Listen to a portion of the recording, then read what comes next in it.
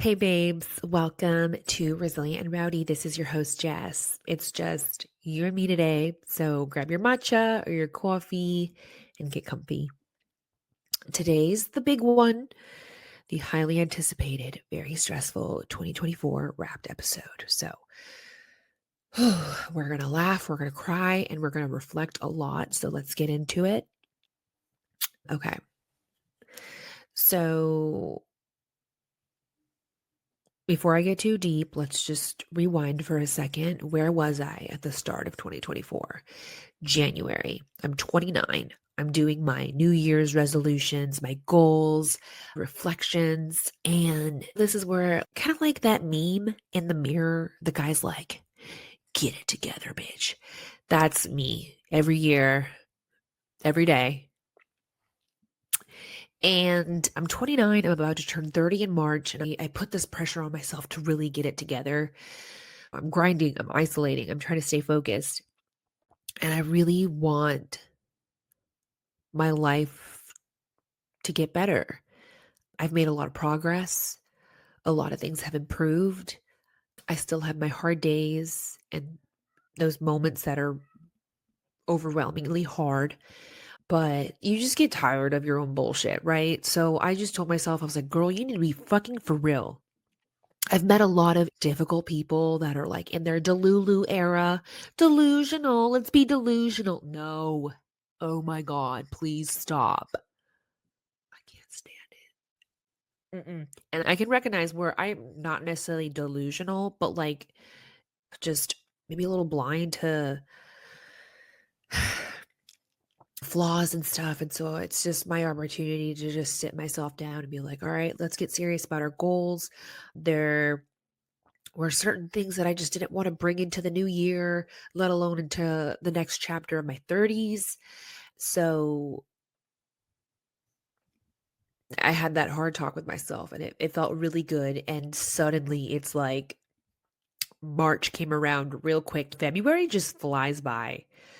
And March comes around, and I have this incredible opportunity to share my story on a veteran campaign. And I was so incredibly honored and just shooketh. Ooh, wow, we're getting real into it. And so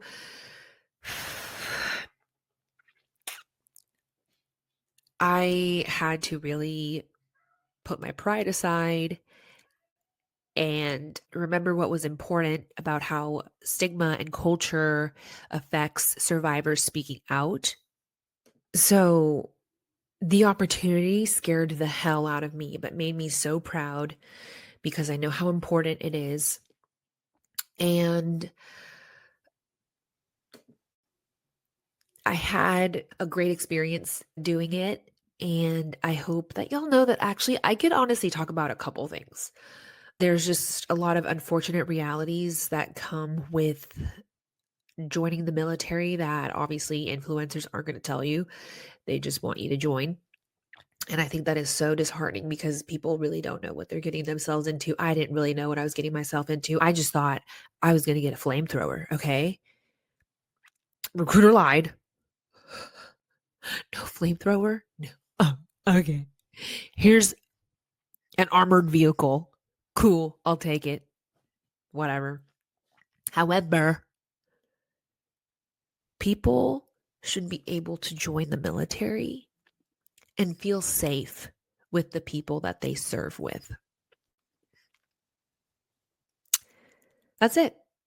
Is that too much to ask for? And unfortunately, with being in the military veteran community, the professional side, the shenanigan meme side, the entertainer creator side, I get to see a lot of people's true colors.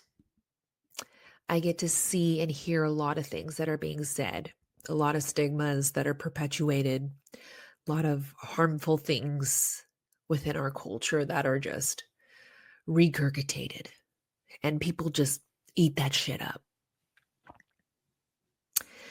So, while some people want to just argue with morons on Instagram about pull-ups. All I want is just for people to join the military, learn, grow, be a part of something bigger than themselves, learn teamwork, and feel safe. And there's a lot of unknowns. There's training accidents, there's deployments, there's assignments, but the least of your worries should be whether or not someone in the same uniform as you is going to try to hurt you. Okay? So that's all. But more importantly, I wanted to highlight that if you really commit to yourself, and it's a lot of hard work. I understand why a lot of people shy away from therapy and all that. But if you really try, you can really reach a level of understanding. You can find some peace, and you cannot let it affect your relationships anymore. You could choose better for yourself. And you're still going to have hard days. I don't want to be dishonest, but at least you have a supportive community. At least you have healthy coping mechanisms in your toolbox. And you cannot feel so alone. I'm sorry. I knew this was going to happen. This is hard. And I share this to say that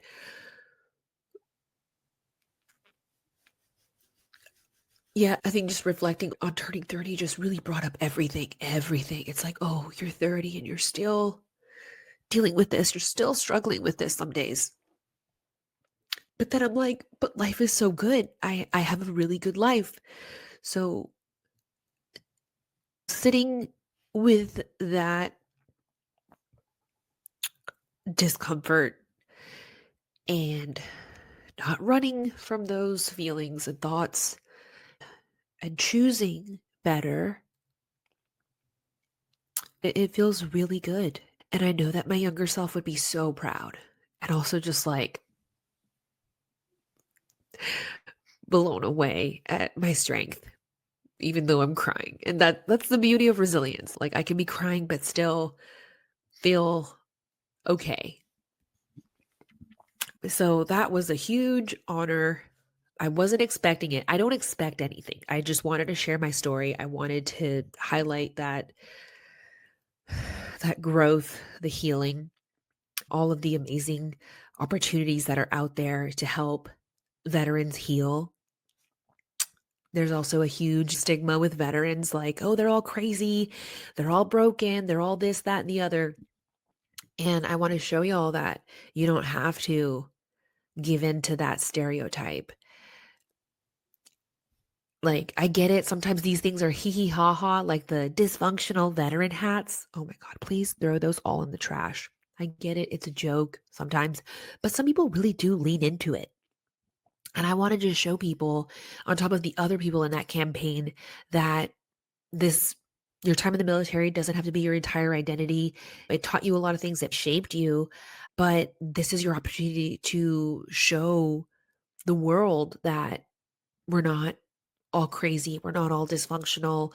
When we are healed and healthy, we can do so much for the community, for our families, for your job, your career, like all of that. We are some resilient motherfuckers. So, no, really, like I really mean it from the bottom of my heart. Like, you can't sit there and tell me that the people that you sat next to left and right, you want to see them drunk, homeless, lost. Like, no, nobody wants that for anybody else. So don't do it to yourself either. Sometimes it takes hitting rock bottom to really get tired of your own shit and be like, you know what? I don't want this anymore. And I'm going to do something. And at least every day you just get up and you try. I'm a planner. I like to look at things monthly, weekly, but still at the end of the day, I just try to get through a day at a time. Like, okay, that's done. About to lay down in bed. Tomorrow, I'm looking forward to my coffee and trying again, giving it another shot, making more progress, checking things off the to do list. It feels really good. It was an honor to show that and to see that with other people on the campaign. So then a few weeks later, I get offered a job with that same campaign. And I was just like, what? Wait, what? And I'm just like, "Oh my gosh, this is amazing." Like, this is, like, work that I've been doing on my own, but to do it at that scale, an absolute privilege and honor, and just so fulfilling. Don't get me wrong, the campaign was about the VA, and I know at this time, April 2025, but before this year happened, if you want to go to the VA, it has its own difficulties. It's a bit of a struggle, but I can help you navigate through that. Or if you want to go outside of the VA, I know so many organizations that can help and all the various different forms of treatment and all of the different mental health struggles. So to do that on a larger scale was amazing, and it really just filled my heart with so much joy. It was still work, but I got to travel, and that was such a blessing, and just put myself in places that I never thought I would be. I went to freaking Menominee. Was that Minnesota? Wisconsin. It was the whole thing. It was so confusing, but I got to check off places on my bucket list. I've never been to Wisconsin or Minnesota. So that was really cool. I got to meet some really wholesome people at that same conference. I actually met Chris Farley's older brother. It was at a substance abuse and treatment conference, surviving his brother who had his struggles with alcohol and substances, and he wrote a book, and that's just like a huge testament of like what resilience looks like. I think with the traveling, it really taught me another thing about resilience is like, yeah, there was burnout for sure. I'm traveling back to back, and okay, hear me out. I have a little proud moment. What's the thing from Legally Blonde? Oh, the snap cup. Snaps for this. When I was really struggling, my anxiety was really bad. Of course, I would never show it. A little too prideful sometimes, but it was pretty bad. I would have a anxiety attack at the airport. And now I'm able to travel with no issues. Like, yeah, still a little bit of anxiety, but like not a panic attack or anxiety attack. So I felt like that was a huge accomplishment and something that I was really proud of. So the job gave me that opportunity to travel multiple times throughout the year. So I was tired, I was busy. I will say that the only downside to that was like I was gone a lot. I don't actually experience FOMO, but like I did feel a little bit of FOMO, like fear of missing out, because I was talking to somebody, I was like, "Oh my gosh, it's so good to see you, blah, blah, blah." She was like, "Oh yeah, I thought of you. I wanted to invite you, but like you're always gone." And I'm just like, "Bitch." And I mean that in a loving way, like, "Bitch, you're so right." And I took no offense by that because she is right. And like I get it. Like we can be at our age and still kind of like afraid to put ourselves out there. Like, "Hey, you want to come join us?" Like the fear of rejection or whatever. But at least you thought of me. So I appreciate that. But yeah, the traveling was a lot because I miss my dog, but just doing work that I was so proud of and that helps people heal and being like a really true testament to that. Like I can genuinely say, okay, like I've been through this and this, and I can relate to that. A lot of male veterans are surprised by that. And I'm just like, yeah, motherfucker, I talk your language. I see through your bullshit. Like, don't lie to me. You don't want to go to the VA? Cool. Totally okay. Here's boom, boom, boom, boom, boom. So, yeah. But yeah, that was a lot of fun. It was an absolute honor and a privilege, and I learned so much. So that was just like a whirlwind. And I think going off of that, like the traveling a lot, I will say that it kind of affected one of my goals. I wanted to put myself out there more with like dating.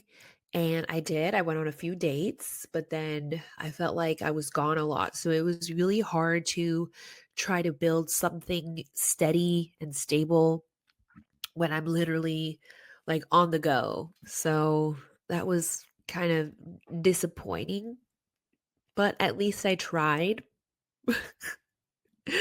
But I still found myself going through the same struggles that I have previously. There's nothing wrong with it, but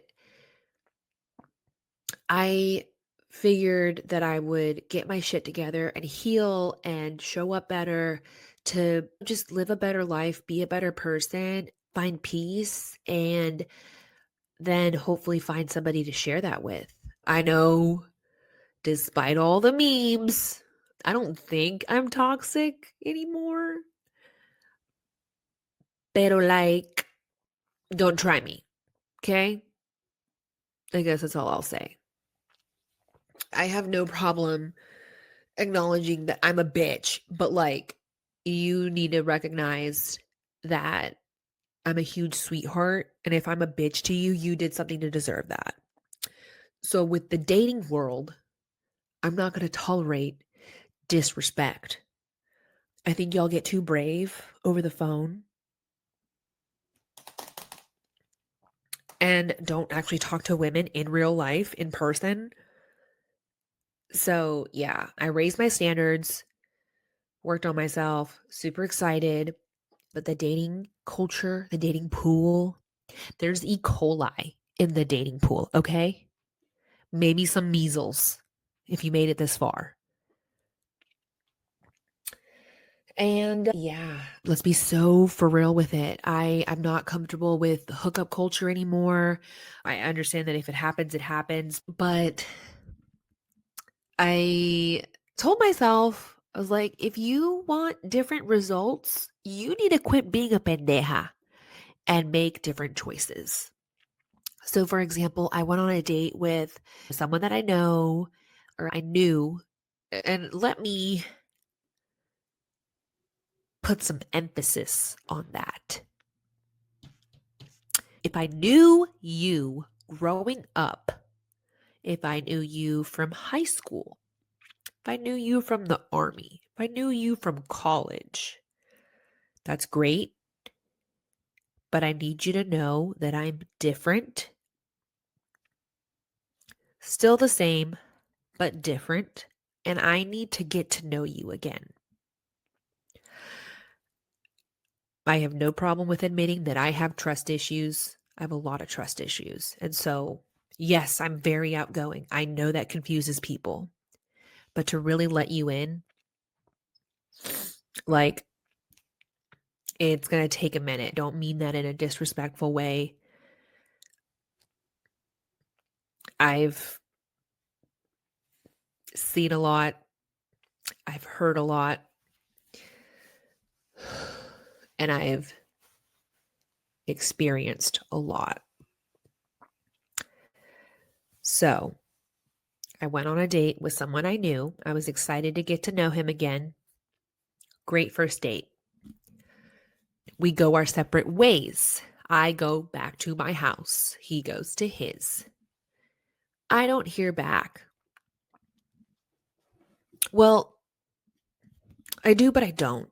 And I will also say that, like, a part of like the be fucking for real, it's like when you go to a place or you go to a party or wherever and like the vibes are off. I hope you know that there are people that can read your vibes, even if you're not saying anything.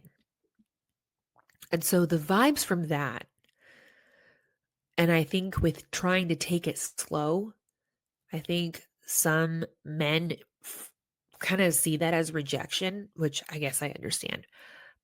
But like, you're damned if you do, you're damned if you don't. Like I said, I wanted different results. I'm going to make different choices. You don't sleep with them on the first date. You give it a while, you really get to know them. I know that people can do that on a whim, and that's fine. There's no judgment for me on that end. I've been there, done that, but I'm 30. I want to find my person, right? So I don't hear back from that person. And I think it's because I didn't sleep with him the first date. And if that's that, then so be it. I still have my self respect intact because I know that if you do sleep with them, like they experienced you, they're done. They're just going to daydream about you. And then they're going to text you at midnight. You up? Fuck off. Delete my number. Like, yeah. So that really sucked. I wasn't expecting that. I guess I assumed that if you take it slow, you get to know each other, you build that intimacy, like, I don't know. Whatever. What do I know? I'm just a girl. I'm actually three cats in a trench coat, but whatever. Ugh. So, yeah, that sucked. But after that, I was like, you know what? I love me more. And honestly, it's their loss. It really is. I know people always like say that and they like jump to that, but no, like, yeah, yeah. I have a big heart. I have a lot to give. I'm not going to settle for less. I hope they're out there, but I'm not holding my breath. But at least I tried. I tried to date. I put myself out there and then I just shut myself right back up. And no, I don't do situationships. I don't do hookups anymore. I don't waste my time. I'm not trying to get slutted out at the local Chili's and then get a subpar wienering. Like, no, I'm good. I'm good. Like I said, I really value my peace. If I find somebody that's out there, that's great. I will say that I got frustrated. I was like, am I attracting a certain kind of person? Like, or like joking about the dating pool and all that. And I'm just like frustrated, but I just mind my business. And along the way, even when I'm not looking, I've met some really great men. Like, so that gave me hope. I'm like, okay, they're out there. And even if it's just like a brief interaction, it really heals my heart. But the bar is low. The bar is in hell. So these nice interactions, these nice conversations, the brief meeting guys at the airport, at the bar, like it's been nice. And I feel like that gives me faith, that gives me encouragement to keep going, that somebody is out there for me. But until then, I got shit to do and I'm just going to keep on living my life. And it's been really good. It's been really fun and peaceful. So I know people are like, oh my God, you've been single for so long and they try to set you up with a friend. I'm like, please stop doing that. Can you talk to me first before you try to set me up with one of your weird friends? Please. Okay. And I get it. It can be vice versa. I'm the weird friend, but I'm hilarious. Okay. I'm weird, but hilarious. Like, you get an at home comedian if you date me, if you marry me. You do get the weird noises as well. It's a package deal. All right. Also, I'm like kind of cute, I guess, sometimes. Other times, I look like Adam Sandler. But are like, whatever. Heart of gold, baby. Got a heart of gold. Oh my God. And back to the 30 thing. I didn't think I would be alive. So, like, I really don't care about being single. Like, people act like it's like the end of the world. And yeah, it sucks. It sucks out there. It's ghetto. Okay. It's ghetto out there. But, you know, you just keep chugging along. You stay strapped. And if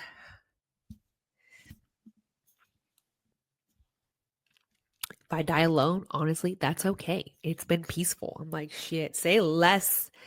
Get a house with some acreage, some chickens, some goats, some ducks. Fuck off. I'm good. Like I said, I really value my peace. That shit doesn't come for free. You got to work for it. I worked for it. I got a taste of it. And I'm just, oh. loving it. So, also, last year really taught me to just how to take an L and just walk away continuously, continuously. But I gotta stay positive. I'm gonna laugh through it. I'm gonna make some jokes. I'm gonna do what I gotta do to process it, and we just keep it moving. Okay, we got shit to do. So, speaking of heartbreak, not really too much on that end romantically, but I think people can like break your heart, like in a familial sense or like friendship breakups. That was definitely part of the grief that I experienced, and that was kind of heavy. It was heartbreaking to see certain cycles continue in the family and still staying firm with those boundaries. I know I say family, but honestly, like that word doesn't really mean much to me in the sense of I've cut a lot of family off, and I think I feel more comfortable calling them relatives. I think in the context of using family, there's a lot of things normalized, and I don't remember if I've touched on it or not, but I love living in Georgia. It has a little bit of everything, but it also comes with a lot of struggles. There's a lot of bad memories here. I moved back and I shared how I felt and boundaries that I had to instill, and I am still very much firm on that. I hate to be vague, but I have to protect myself because, yeah, I think it's easier to be mad at the person telling the truth and the person that no longer tolerates abuse than it is to hold yourself accountable or to have any self awareness. So I moved back and I had to establish more boundaries. Yeah, like I said, I hate to be vague, but I have to keep it vague to not upset anybody because they are not well. And I don't care if we have the same last name. I don't care if we're related. I do not tolerate disrespect. I do not condone abuse. I don't support or have a relationship with people who do harm to others. And that was part of the being fucking for real. I think people assume that because you're family, you're just going to support them through and through. And one thing about me is that I'm a leaver. I'm gonna leave. There are some things that can be forgiven. There are mistakes that can be made. Sure, sure. But a consistent pattern, I don't fuck with. So that really broke my heart to just see that because I feel like, as uncomfortable as it is, as scary as it is, part of healing your childhood trauma is really envisioning yourself at that age and standing up for them and yourself as righteously as possible. And that's all I'm trying to do is just make little Yessie proud. Like I said, it's really heartbreaking. Even though I'm the leaver, I'm the one establishing these boundaries, I have to protect myself because sometimes it feels like I'm the only one that will. So, that being said, experiencing things with family and relatives has really shortened my patience with people in my life, people that I called friends. And I had to learn the difference between giving people grace and being somebody's punching bag, whether it's verbally or physically. So I'm very well versed in therapy and trauma and mental illnesses. And that's my problem is I understand. But understanding doesn't mean unconditional tolerance. And I think it really expedited my ability to disconnect and reframe the love that I had into, I guess, just like this person might not ever change, and I might not necessarily love them anymore, but I still care about them. I hope that they get better. I know they won't, but it's fine. But I know that I'm not going to put up with that. I deserve better. I might not be a religious woman, but I do fear karma, and you just outgrow certain things. We're 30, we're not old, but it's too old to be acting a certain way. And so, no, I'm sorry. I'm not going to be friends with mean girls. I'm not going to be friends with people that are fake. We're going right back to just protecting my peace, and I'm not apologizing for it. Yeah. So I know that Marcus Aurelius says, be tolerant of others, but be strict with yourself. But I disagree with that. I'm going to be strict with myself and I'm going to be strict with others. And it feels really good. And I've really cleaned house. So the people in my life right now are the solid ones, the day ones. And it feels really good, but it really hurt to get there. But that's why it doesn't really feel like a loss, because I've always had really good friends from my childhood, from high school, from the army, from college, from even just like random happenstance. Like, it's an honor to be that drunk girl in the bathroom telling you that you are beautiful and you are strong and you got this. And I'll fluff up your hair, tell you to put on some more lip gloss and just to get back out there, or to tell that puto off. Like, it's an honor being the hype girl.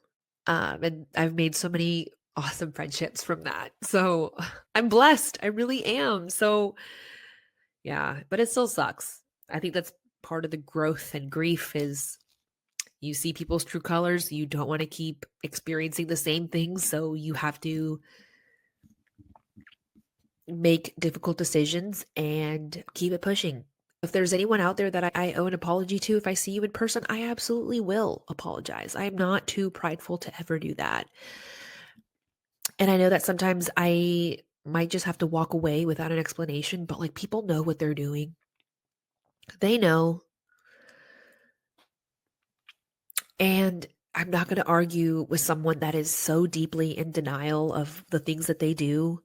So, yeah. And I thought that was really surprising on my end because me, I love to tell a bitch off, but part of the healing and part of the peace is just deleting the paragraph and just letting them live their lives, because